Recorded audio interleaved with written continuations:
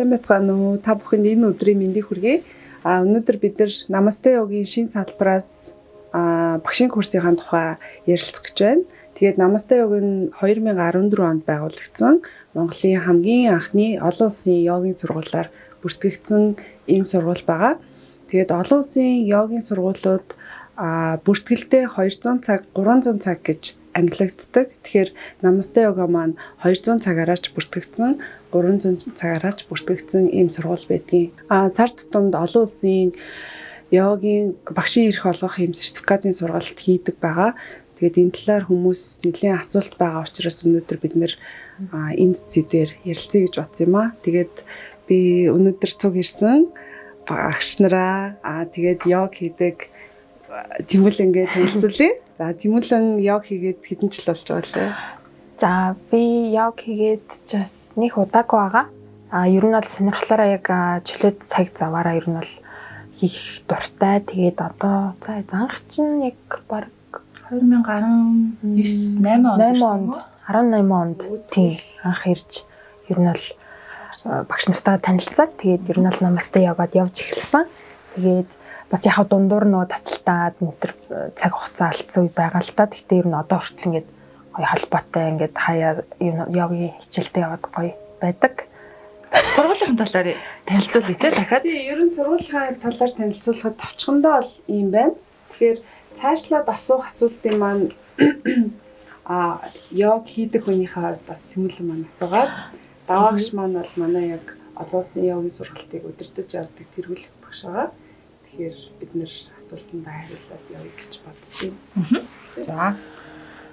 За ихэнх хүмүүсийн асуудаг ер нь бол би бас нөгөө өөрөө йог сонирхдаг хүн болохоор ер нь бол багшийн сургалтанд суугаад ер нь ирээдүйд ер нь одоо йога инструктор болвол ямар үт юм бол гэж ер нь айгүй бас боддог. Тэгээд ихэнх хүмүүс ер нь бол яг энэ бас ингээд ийм сургалтаар ингээд сураад олон улстай ингээд ирэх аваад ингээд йогийн багш болох юм юу боломж байдаг бас сайн мэддэг байх гэж боддог.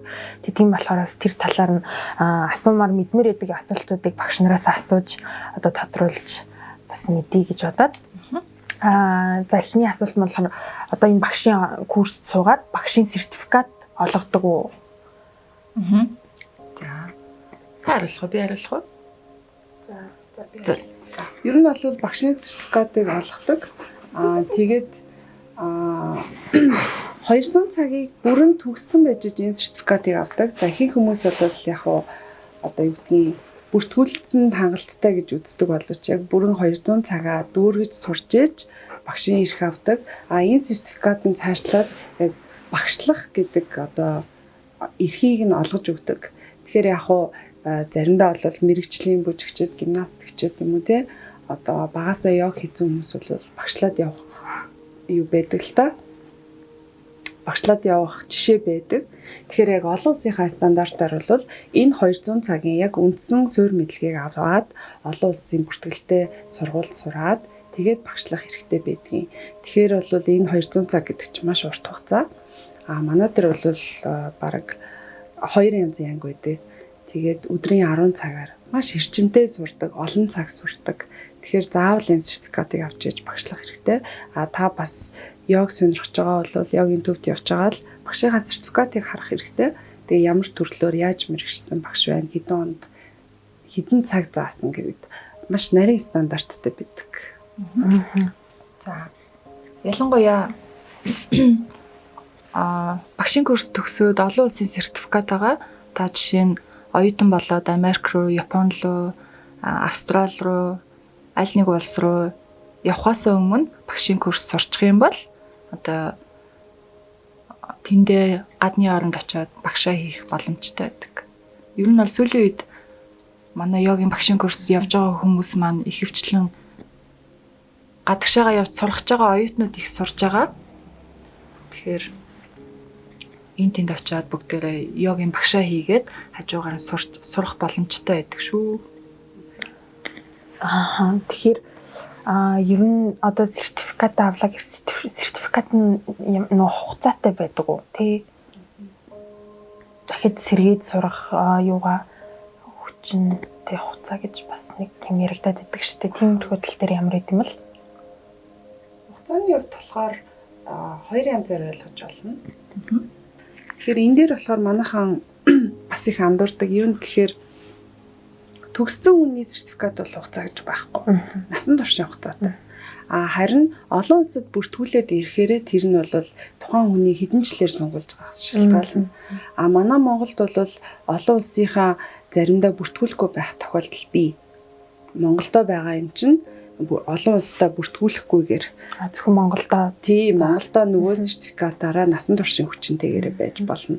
Тэгэхээр одоо гадаадын жишээлбэл Германд гэдэг юм уу, Америкт гэдэг юм уу, мууч болгоноос хамаарат тусдаа бас дүрмтэй. Гэхдээ энэ сертификатыг авсан хүн дараагийн боломжууд нь нэгддэг учраас хугацааны хувьд бол 2 янзаар ойлгож болно. Монголдо бол хязгааргүй, олон улсдаа бүртгүүлэх шаардлагатай болвол хэдэн жилээр сунгаснаасаа хамаарна гэж бас ийм ялгаатай байдаг. Тэгэхээр одоо нэг багшийн курс нь 200 цаг, 300 цаг гэд байна шүү дээ. Тэгэхээр ер нь хэдийн хугацаанд орж ер нь нэг хүн ингээд сурж байгаа төгсдөг вэ? Хугацааны хувьд 200 цагийн хувьд бол интенсив буюу арай жоохон шахуу програмаар сарын дотор сурдаг. 200 цагаа бас зөвхөн ажлын хийгээд хажуугаар нь сурах боломжтой. Weekend хагас бүтэн сайны анги гэж байдаг л та. Тэгэхээр хагас бүтэн сайны ангид суух юм бол хугацаа нь арай жоохон холдоод 2 сарын хугацаанд явна гэсэн үг. Ер нь бид нэр 200 цагаа л судалж үзсэн. Одоо 200 цагта антом, бясалгал, заах арга зүй, техник те энергийн биеийн антом гэж судалж үзсэн гэсэн үг 200 цаг. 300 цагийн хувьд бол хүмүүс бас тэгж боддог. 200 цагаас сурч байгаа юм чинь 100 цаг нэмээд 300 болно гэвэл үгүй. Дахиад тусдаа 300 цаг. Тэгээд нийлбэрээр нь үзэх юм бол 500 цагийн одоо мэдлэг олж авсан байхаар яг их сургуулийг 4 жил сурна гэдэгт яг адилхан. Тэгэхээр орон оронд энэ жишээ бол өөр байдаг л та. Зарим оронд бол бүтэн жилжингээ хуваагаа сурдаг. Зарим оронд бол 6 сар гэд. Манай монголчуудын хувьд бол ерөнхийдөө эрчимжүүлсэн анги гэдэг дуртай. Богино хугацаанд одоо шахуу програмаар ордог. За ажил хийж байгаа яг заав зайн болохгүй байгаа хүмүүс бол яг викендээр 2 сард багтаага сурчдаг. Эрчимжүүлсэн анги 1 сард багтаад сурна. Тэгээд өдрийн 10 цагаар явдаг. Бас нэлээд хүндтэй орно. Тий. Бид нар бол энийг баг эмгтээчүүдийн тийм зэрэгчлэлтийн програм шиг гэж боддог. Нэлээд шахуу. Тэгээ багшийн курс төгссөн хүн бол бас хэрэг юм торхооргүй хатуучлалтай богино хугацаанд их мэдээлэл авах боловсруулах чадвартай analytical skill аягүй сайтай болдог. За мөн 200 цагийг сурч төгснөхийн дараа багшилчаад 300-д суул их зүгээр байдаг.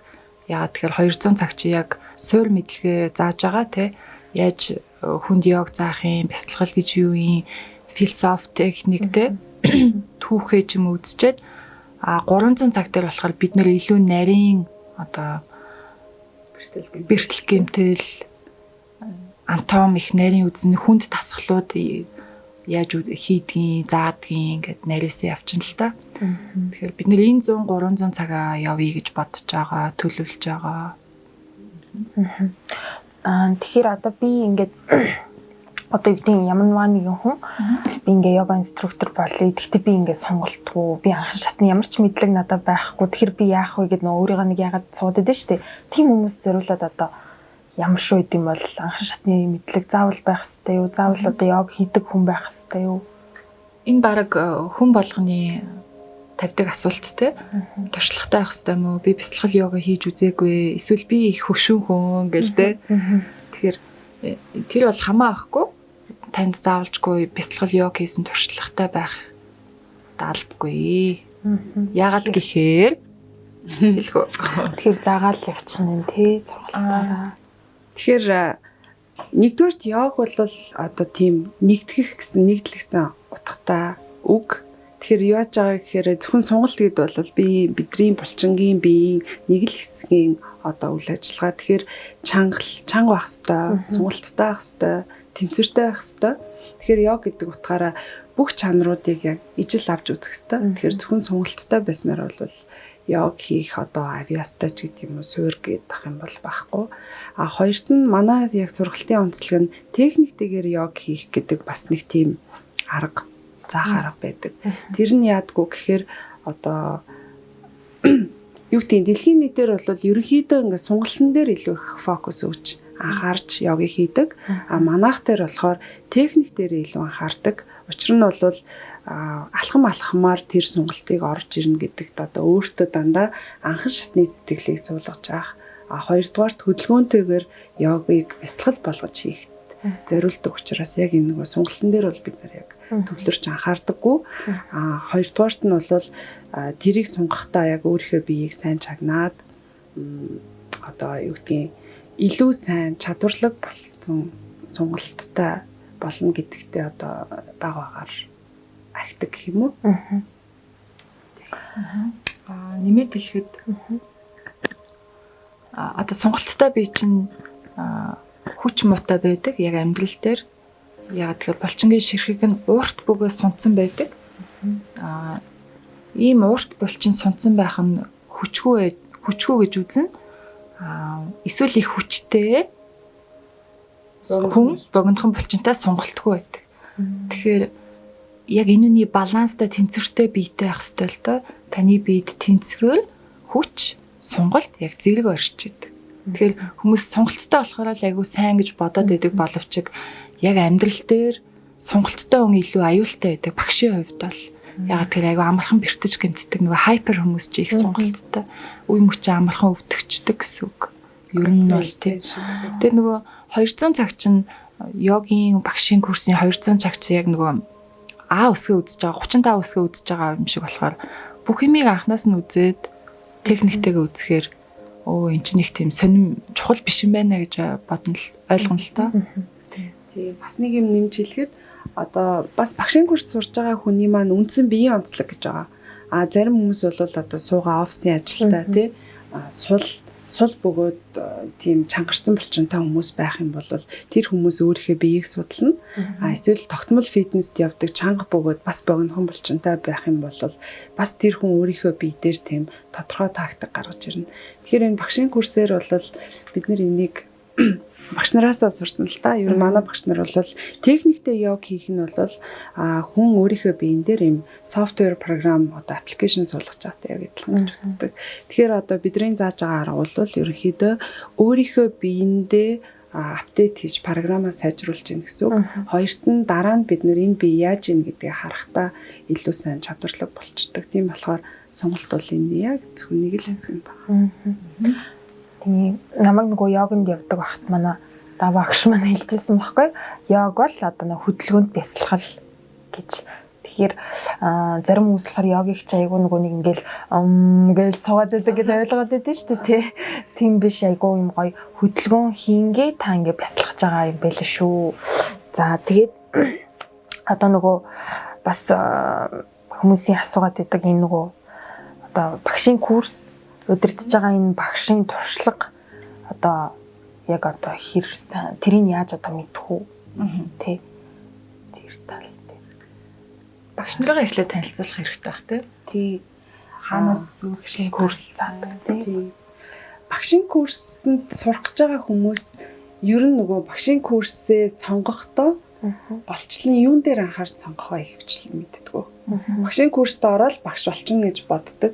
Гэтэл цаанаа тэр нилээ нарийн техникийн ялгаатай байдаг. Одоо Samsung iPhone 2 утас одоо өөр функцээр ажилладаг тий. Тэгээд давуу тал сул тал байдагтай адилхан. Тэгэхээр бол багшийн курст явж байгаа хүн бол тэр яг нарийн заах гэдэг аргын ямар метод байна тэрийг аягүй сайн харах хэрэгтэй. Хоёрдугаарт ямар түүхийнхээ хувьд ямар уламжлалаар ямар багш нараас ирсэн бэ гэдгийг аягүй сайн харах хэрэгтэй. Тэгэхээр даваагш дээр бол оюутан бахаас Америкт яг Виньясаар сурчсан. Тэгээд манай багш нар Виньяса йогийг одоо 1900-аад оны ихэр үсгээд тэрийг 1980-аад онд 2 Америк багш маань дахиад шинжилсэн байдаг. Тэгээд тэр багш нарын заах арга бол одоо ердийн Виньяса аргаас бас өөр. Тэгээд бидний ер нь баримталж байгаа зарчим бол яг багш нарт дээр улирал болгон очиж апдейт хийн. За одоо л хэл нэгдсэн байгаалахаар бид нар онлайнаар сурж байгаа. Тэгээ яг багш нарынхаа хэлж зааснаар одоо яг бүр нарийн одоо заах аргаар явдаг учраас одоо аль багшаар заалах уу гэдэг нь аягүй чухал. Ер нь бол бид нар нөгөө хүүхдээ сургуульд төгтөө хардаг штеп. Кембрижийн сургалттай мó одоо хятад хэлний суурьтай мó орос сургалттай мó гэдэгтэй яг адилхан. Та одоо балетыг орос школоор сурах, Америкаар сурах хоёр ямар байдгүй гэдэг бүр илүү нарийн.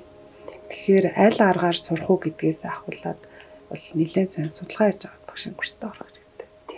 Тийм. Тэгэхээр манайх бол ингэж ойлгож болно. Уламжлалт энтхэгээс гаралтай йогийг Америк барууны талаас нь заадаг.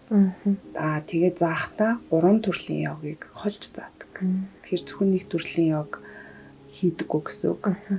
Багшийн курстэй үздэг йог нь бол маш олон төрөл.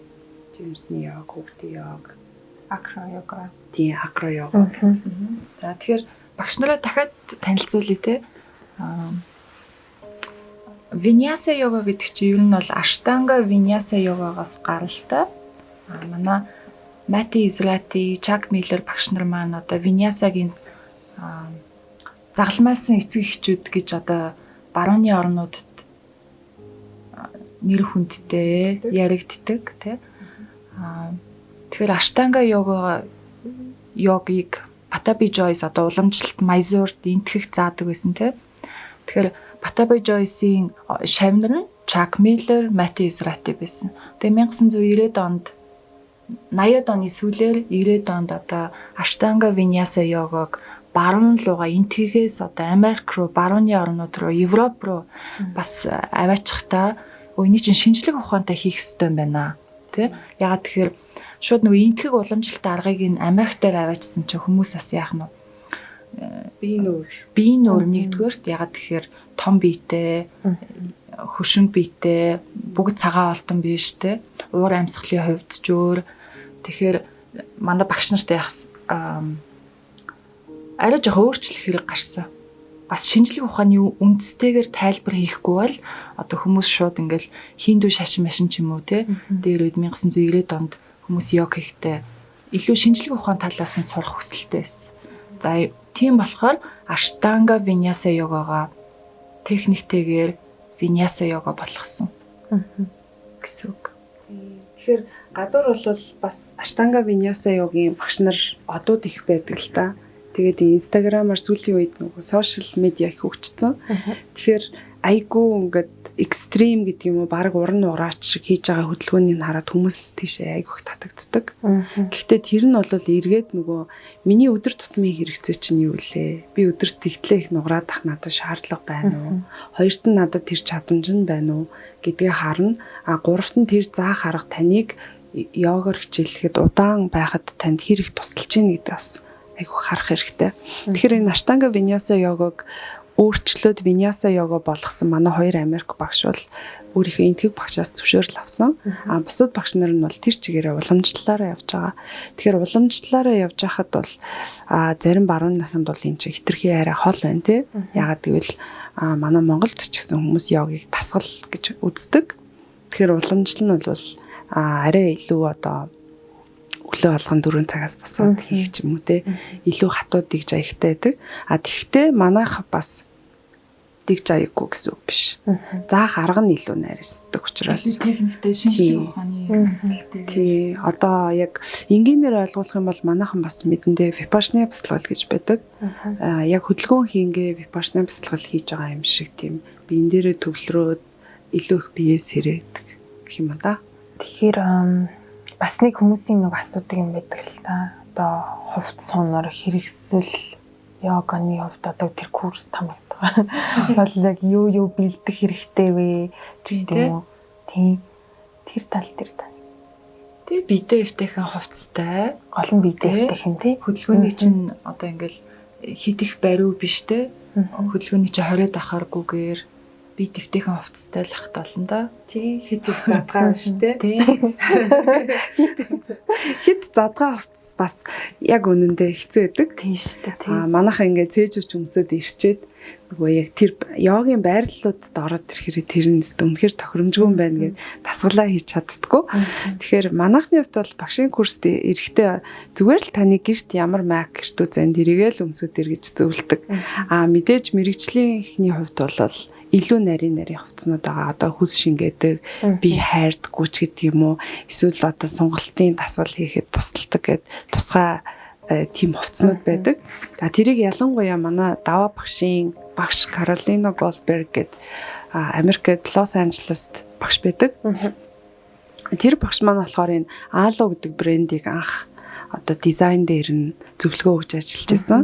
Хоёр эрэгтэй хүн энийг яг дизайн хийж үйлдвэрлэж гаргаснаас манай Каролина багш маань яг хийхээр нь өмсөж үзээд энэ ч одоо ингэж болохгүй байна, тэгж болохгүй байна гэж зөвлөгөөг өгдөг гэсэн. Тэр ч утгаараа Каролина багшийн эрхэм шавн даваа багш байсан. Тэгээд ер нь бол тухайн үед чинь дөнгөж гарч ирсэн болохоор юу гэдгийг Америкаас өөр оронд зарагддаггүй байсан. Тэгээ манад яагаад зарагддаг байсан гэвэл даваа багшаар дамжуулж тий шавтаа тий дамжуулж зарагдагсан. Одоо бол мэдээж Ало маш их нэртэй хувцалсан. Тэгээд яг олон орноор бас зарагддаг болсон байгаа л да. Гэхдээ яг түүхийн хувьд бол бас их нарийн холбоотой байдаг. Тэгээд бид нэр өөрсдөө мэрэгчлийнхаа хувьд бол Ало йогийн хувцсыг гадуурч өмсдөг, анги дээрээ өмсдөг. Анх ирж байгаа хүнд бол хувцаа сонгохоос өмнө, гуцаа сонгохоос өмнө йогогоо хийгээд өөрийнхөө биеийг бас мэдэх хэрэгтэй. Хэр их хүлэрдгийг, одоо хэр хуураа, хөл гартаа ч гэдэг юм уу те.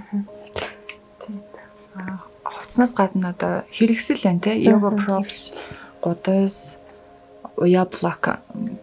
Манайг студиудээр ирэхэд бол бүгд бэлэн байгаа. Та өөрийнхөө гуцыг авчирч болно л та. Гэхдээ ер нь бол билээ. Танасаа гуц блок тий уяа хэрэгтэй хэрэгслүүд байж байгаа. Хувцсан ч байгаа. Тий. Тэгээд сүүлд намасте йога гэд яг өөрсдийн нэрийн юунуудаа гаргасан хэрэгслүүдийг гаргасан байгаа. Гуц блок уяа. Тэгэхээр бас нөгөө йог болгон хэрэгсэл хэрэглээд байдаггүй. Агаарын йогийнх бол агаарын йогийнхаа одоо торгон силкээ хэрэглэж байна. Зүгээр газрын йог гэж яриад байгаа хүмүүс гуцаа хэрэглэж байна. Манайхт болохоор 1 цагийн хичээл дээр 3 хичээл ордог болохоор заавал уяагаа хэрэглэнэ, хүнжлөө хэрэглэнэ, олон хэрэгсэл хэрэглэх шаардлага тий, болстер хэрэглэнэ. Эмчилгээний йог, виньяса йог, аштанга виньяса йогийг хамтарч явдаг болохоор олон хэрэгсэл хэрэглэх шаардлагатай байдаг. Тэгээ бяцлал хийгээ суухад доороо хүнжилтээ эсвэл арай жоохон өндөр зөөлөн юм дээр суувал одоо нуруу өвддөг хүмүүст удаан суухад бясалгал хийгээ суухад тохиромжтой байдаг. Тийм учраас дандаа одоо хичээл ороход 2 блок нэг уяа тийм аваарэ гэж Тэрийнхээ дэрийг аваарай. амьсан хажуудаа бэлдээрэ гэж тэгдэг байгаа. Намайг анх нөгөө ирэхэд яг ингээ бүх юм цаанаасаа бэлэн болохоор айгуу гоёсэн. Айгуу амар. Заавал нөгөө одоо юу авах уу, тэрэн зориулаад одоо ийм авах уу гэл тий. Бас их шаардлагагүй. Тэгээд йогийн хэрэгсэл нь бас ер нь бол тэр нөгөө постэр дээр хэвтдэг ч гэдэм үү. Тэд нар баг хэрэгслийн гэртээ аваад харчмаар тиймэрхүү гоё хэрэгслүүд байдаг. Тийм. За тэгээд өөр чинь одоо нөгөө нэг ажилтай завгүй хүмүүс идэг шүү дээ. Яг нөгөө багшийн курс явж байх үедээ тэр хугацаанд нь таарад сууж чаддгүй тийм хүмүүст одоо ганцаарчлсан сургалт гэж байдаг уу? Ганцаарчлсан багшийн курс үү эсвэл ганцаарчлсан тийм курс, багшийн курс. Нэг тэгж Багшийн курсыг ганцаарчилж орно гэхээр хэцүү. Яагаад тэгэхээр түрүү хэлжсэнчлэн магадгүй тэр хүн оффист одоо 10 жил 20 жил суудсан байхад тэр хүний бие нэг тийшээ хөгжсөн байгаа. Гэтэл ангид нь одоо юу гэдгийг дандаа зогсоо ажил хийдэг ч гэдэг юм уу. Эсвэл ахмад насны хүн, эсвэл бэртэл гэмтэлтэй хүн одоо 70 цуурцсан байдаг юм уу. Өвдөгний бэртэлтэй хүн байлаа гэхэд ангиар явж байгаа тохиолдолд бие биенийхээ биен дээр суралцдаг. Өндөр намаас ахуулаад, хүндийн жингээс ахуулаад тэр ч итгэл одоо би сүүл 500 цагийн сургалтаа төгсөхөд манай ангийн одоо англи хүүхдийн жишээлбэл гавлын ясны юм өндөр өндөг шиг гэдэг юм уу та тий. Тэгэхээр тийм хүн толгой дээр зогсох Монгол ийм бөөринхий за навтгар гэдэг юм уу ийм хүн толгой дээр зогсох хоёр шал өөр. Тэнгүү тэр хүмүүсийн хэрэгжилж байгаа хэрэгсэл нь одоо бас өөр байх жишээтэй. Тийм болохоор ганцаараа сурж байгаа хүний хувьд бол яг манайх онлайн багшийн курс санал болгож байгаа. Сая онлайн багшийн курс явж байгаа. Тэгэхээр ер нь л бол бас түүний биеийн дээр суралцах арга тий. Хэдий ч нэ том анги байна, төдий ч нэ олон хүний биеийн дээр 200 цаг чангаа суралцсан гэсэн үг. Тэгээ тэр ангид жирэмсэн хүн орж ирдэг. За эсвэл өсвөр насныхаа орж ирдэг. Тэгэхээр өсвөр насныхан чинь өөр. За эсвэл одоо манайхан бүжигчд байна, нуграачд байна. Тэдний бие бол бүр өөр. Тэгэхээр олон хүний биен дээр сурах тусмаа, олоолаа сурах тусмаа дараа нь гараад туршлага өндөртэй болдог. Тэгэхээр олуулаа ангитай групптэй суух юм бол та илүү их юм сурна гэсэн үг. Чин одоо нөгөө нарны циркийн аягүй йогийн багшийн курст их сурлаа л да нодлон тий магадгүй ковидос болоод Монголдо их орондоо хүрээд ирсэн байсан гэж магадгүй. Тэгэхээр багаасаа 6 настайгаас хойш нугарсан нуграач зүгээр оффист ажиллаа игээл явж байгаа 20 эдтэй залуухан хүн 40 50-тай хүн эдгээр чи бүгд биеийн онцлогоос өөр байгаа юм л да. Өдөр тутам юу хийдгээсээ бие нь хөгжсөн. Түүнээс гадна нөгөө биеийн пропорц гэж бас нэг байна штэ тий. Аз бие бол одоо илүү уян хэрнээ урт цээжтэй, урт гартай, богинохоо үлтэй байж магадгүй. Европ биеийг бодоход Европод чинь ташааны хөгжил одоо нэг сайн биш. Гэхдээ хүчтэй, урт хөлтэй ч юм уу те. Тэгээ үүнээс болоод йогийн позыг хийх нь өөр харагдаад байдаг. Ажиллахад, заахад бас өөр байдаг. Яг үнэндээ. Тогтмол фитнест явдаг хүн, хөдөлгөөн хийдэггүй хоёр хүн хүртэл өөр байдаг. Тийм. Тэгээд 300 цагийн сургалт гэд яриад байгаа. Тэрэн дээр бол яг гол ялгаа нь ингэж гарч ирнэ л дээ. 200 цаг дээр бол бид нар яг ингээ йогийн А, Б гэдгийг үздэг шиг ингээд дасгал болгоны яг оптималны байх ёстой гараад хитэн гараацаар тэгж тавиад гэд үздэг бол 300 цаг дээр одоо тэр хүний өссөн орчин хүртэл өөр. Багтаа гадаа тоглодог байхдаа саксыг тоглодог байсан уу? Их өсөрдөг байсан уу? Их дугуй ундаг байсан уу? Морь ундаг байсан уу? Тийм, морь ундаг байсан уу? Тэрнээс болж одоо тэр А, Б суухаас ахуулаад өөр ташааны хөгжил. Тийм, тэгэхээр нөгөө ташаан толгоо одоо нийтэр өндөр гараацаас ахуулаад шал өөр байна. Тийм болохоор хинд боломжтой, хинд боломжгүйгээд тэгэхээр манайхан бас нэг юм ойлгох хэрэгтэй. Мэргэжлийн нураач, мэргэжлийн балет ч бүжигчин хүмүүс бол одоо яг тэр мэргэжилдээ сонгогдсон хүмүүс байгаа. Тэр чинь одоо юу гэдгийг биеийн пропорцоос нь ахуулаад булчингийн хөгжил бүх юм багаас нь хэмжээд авсан. Тэгэхээр бид нэр энэ йогыг бол юу гэж ойлгох ёстой вэ гэхээр энэ бол одоо үзүүлбэр entertainment юм уу те performance art биш. Энэ бол хэрэглээ. тэр ч утгаараа йог руу хүмүүс 30 40 нас руугаа төхөөд ирэхээр айгүй их орж ирдэг. Яагаад гэвэл яг хэрэгцээ нь гараад биеийн жилээд те сонголт хиймээр ч юм уу эсвэл хөшөөд ирдэг. Гэтэл нөгөө нэг үзүүлбэр хийж байгаа перформанс арт те балет энэ ч юм бол одоо хамгийн хүний төгс төгөлтөр байж болох гоё юмыг хүнд ингэж жишээ болгож харуулж байгаа. Гэхдээ амьдрал дээр хүн болгон бүжигчин биш, нураачин биш байдаг. Тэгэхээр хэрэглээ тал руугаа энэ йог бол бас харьцуулахад их өөр. Тийм болохоор энэ олон багшийн курсээс бас яг заа гарах нь өөр шүү гэдгийг хэлээд байгаа юм. Тийм таны хэрэглээ өнөөдөр яг ямар хөө байна те? Тайвшрах хэрэгтэй байна уу? Сунах хэрэгтэй байна уу? Би ингээд нөгөө нэг Namaste Yoga Mongolia гэдэг Instagram хуудас дээр дандаа ингээ багшийн курс төгссөн төгсөлтийн одоо багш нартайгаа манай хоёр багш маань айгүй гоё зураг авахулж тавьдаг. Тэгээ би тэр олгоныг хараад хардаг л та ер нь бол тэгэхээр ер нь одоогоор хідэн багш одоо төгсгцэн байгаа вэ? Тэгээд хаана олон улсад одоо хаана багш нар йога инструкторууд манай Namaste Yoga-гаас гаралтай байгаа вэ? Их гоё асуулт. Тийм ээ. За сүүл рүү гэж бараг таалхаа болсон. Одоо бараг 400 гарсан баха. Тийм. Гэхдээ 400 багш маань бол одоо уламжлалт хатгаа йог гэхээс илүү яг винясагаар төгссөн багш нар. Тэгэхээр бид нар одоо 32 дахь удаагийнхаа төгсөлтийг хийх гэж байна. Тэгээд энэ бол маш тодорхой заах арга болохоор бусад йогтой нэг харьцуулахад бол хэцүү. Дэлхийн өнцөг болон бүрт байгаа. Ялангуяа одоо Америкт, Австралид, Европод, Монакод байна, Германд байна, Чехт байна. Юунд байгаа? Шинэ Японд байна. Тэгээ саяны асуулттаас холбогдуулаад бид нэр зөвхөн монголчуудаа зориулж багшийн курс хийдэггүй. Тэгээ Монголд амьдарч байгаа гадаадынхан зориулж багшийн курсаас явуулжсэн. Тэгэхээр энд амьдарч байгаа хүмүүс энд амьдрангаа манай Монголыг их экзотик гэж боддог л доо. Одоо Индонезид, Балид очиод багшийн курс сурах бол их модны тий. Энтгэгт очиод сурах бол их модны. Одоо сүүлийн үед бол Монголд багш болох их модны болсон. Намадик орн гэдгээрээ. Тэгэхээр манад байгаа амьдарч байгаа гадны иргэдүүд бол яг энергиэрээ таталцсан гэдэг юм уу?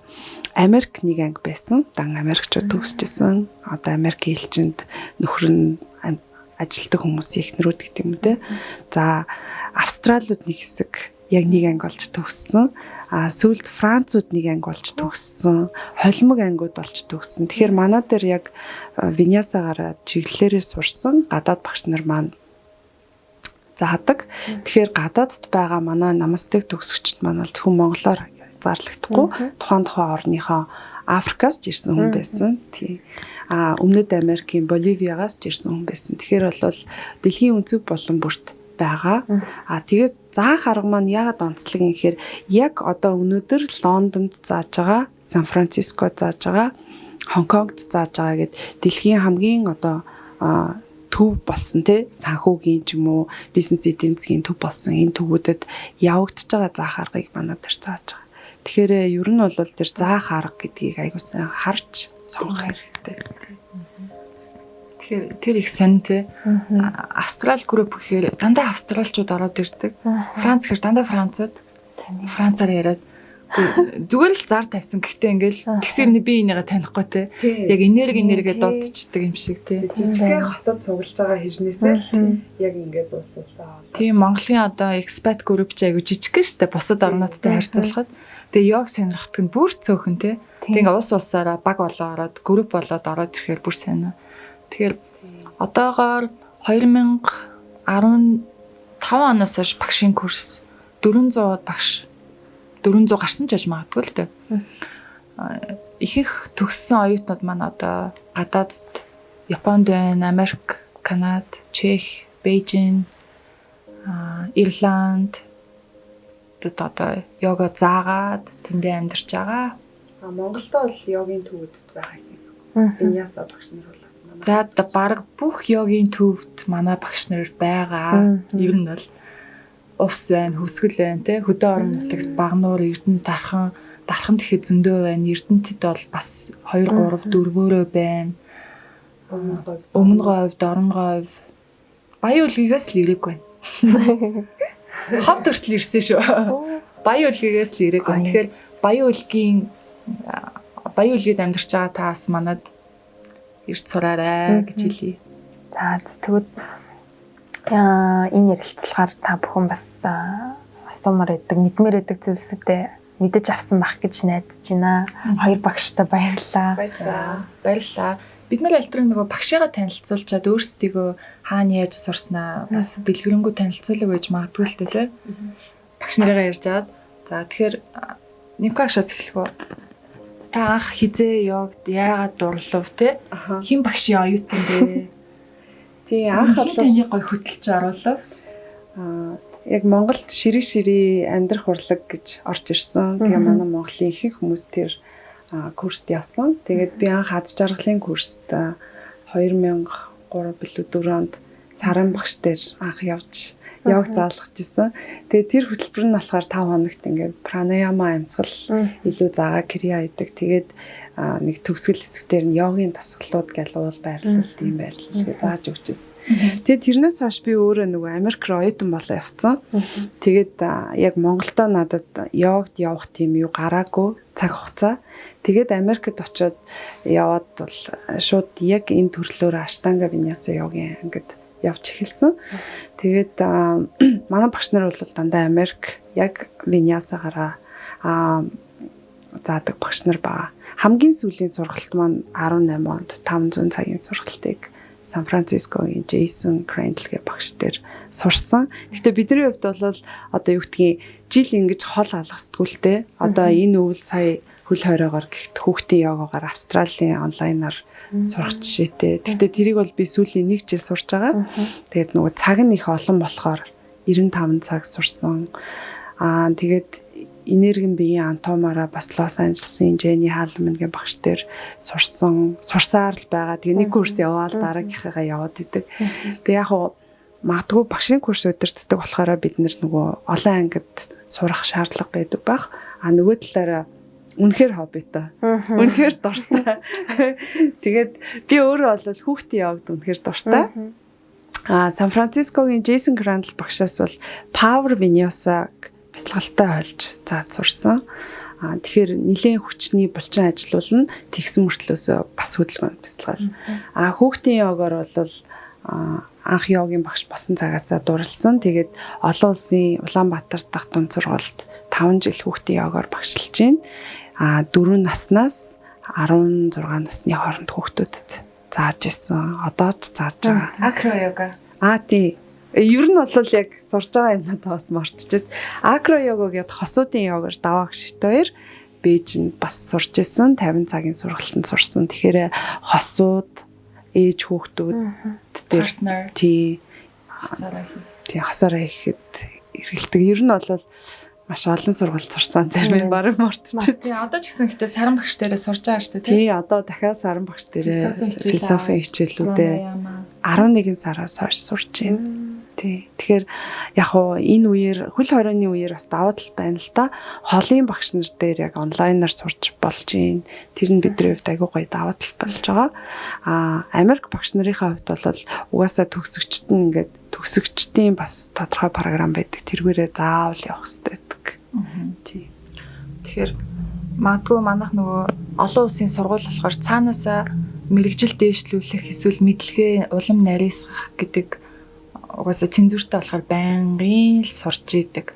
Сурахгүй үе гэж байдаггүй яг үнэндээ. Сурахгүй амардаг үе гэж за нэг 7 сарын 1-ээс 7 сарын 10-ны хооронд л амардаг байх яг үнэндээ. Тэрнээс байнгын сурж байгаа.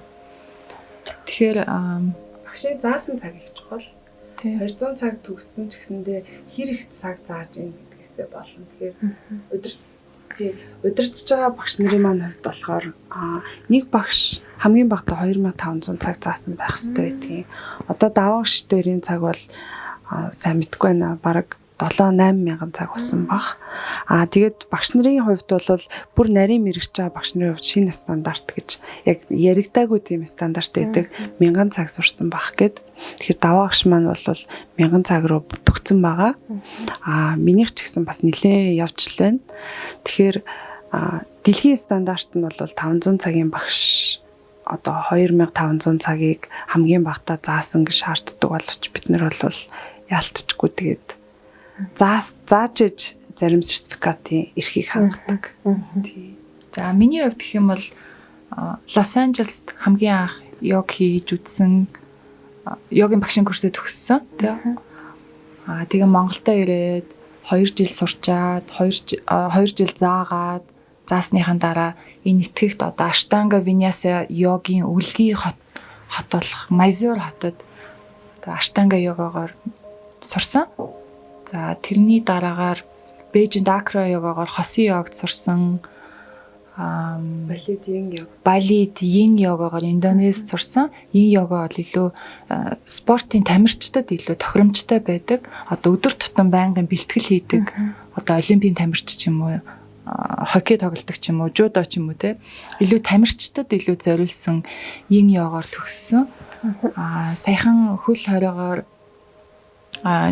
жирэмсний үе болон төрсний дараах багшийн курсыг төгслөө Америкаас. За мөн Джейсон Крандлийн йогийн анатоми класс хичээлүүд те мөн гарын тэнцвэрийн хичээлүүдийг авч төгссөн байгаа. За ингээд ер нь гэртээ суухдаа хүртэл байнгын онлайнаар сурлаа. Өөрийгөө байнгын хөгжүүлэх. Угаасаа нөгөө цаанаас хөгжих ёстой гэдгийг сургуулаас Америкаас Yoga Alliance-аас бид нарыг шаарддаг. Тийм болохоор зогсолтгүй сурдаг. Тийм. Тэгэхээр энэ суралцах дээр бас нэг ийм тренд гэдэг юм уу одоо хувцсны фэшн тренд гэдэгтэй адилхан хүмүүсийн амьдралын хэв маяг өөрчлөгдөж байгаа. Бид нэр 11 сараас өмнөх одоо ковидын үеэр байсан хүний идэвхтэй хөдөлгөөн 11 сараас өөр болчихж байгаа. Хөл хорионд оронгууд тэр хүний одоо сэтгэлийн эрүүл мэнд өөр болчихж байгаа. Биеийн эрүүл мэнд өөр болчихж байгаа. Тэнгүүд тэрэнд зориулсан юм тусгай дизайн гэхээр өөр болчихж байгаа. Тэгэхээр бид нар хичээлээ дахиад апдейт хийгээд нөгөө багш нар маань програм дээр за энэ үед ийм дасгалуудыг түлхүү оруул. Энэ дасгалыг түлхүү оруулахад аваагч сая ярьж гарын тэнцвэр гэхэд хөл хорионы үеийн хүний гарын тэнцвэр бол одоо мөрний эрүүл мэндтэй аягүй холбоотой. Тийм. Тэгэхээр заавал апдейт хийж үзэх шаардлага нь тэндээсээ ургаж гараад идэг. Тийм ээ. Би бас бододсон чинь нөгөө та сая ядж байгаа л курс гэсэн шүү дээ. Би 6 онд юм уу анх нөгөө нэг зөв хооллолт ер нь ингээд биендээ таарсан хооллолтод явна гэд нэг аав ээжтэй хамтаад жаргалын курст нэг сайхан багш гээд тийм сайхан багш дээр явжсан. Тэгэхэд яг нөгөө крия гээд амьсгалаараа ингэж өөрийнхөө чакрануудыг нээж өгж гоё доторхоо цэвэрлж тэгээд амьдралын ухааныг ингээ буцаад сануулж тийм би тэрэнд сууж идсэн баггүй. Тэгээд тэрнээс хойш ингээ айгу таалагдаад ингээ надад гарсан өөрчлөлтүүд нь айгу гоё санагдаад ер нь бол би тэгвэл тэгээд айгу йогроо татагдсан байж магадгүй юм байна гэж бодлоо. Тийм байна. Тэгвэл чи анх йогийг 2016 онд дээж авдаг курс эхэлсэн байна шүү дээ. Олон жил болсон байна. Тийм ширээ чих буянтай л та тийм. Монголчуудад яг йог, философиг баслаглыг пранаямаг бид нарт их танилцуулсан. Тэгээ бид нэр йогд орсон баг л та. Юу нь бол.